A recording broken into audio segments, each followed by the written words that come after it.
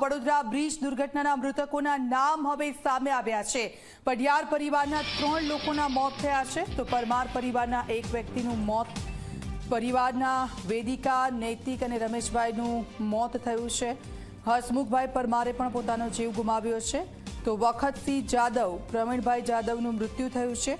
કેટલાક મૃતકોની ઓળખ હજી પણ બાકી છે।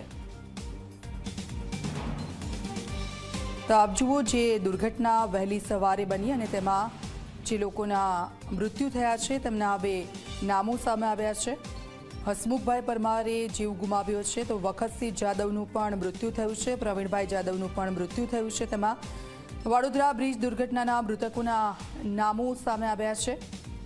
ત્યારે પઢિયાર પરિવારના વેદિકા, નૈતિક અને રમેશભાઈનું મોત થયું છે।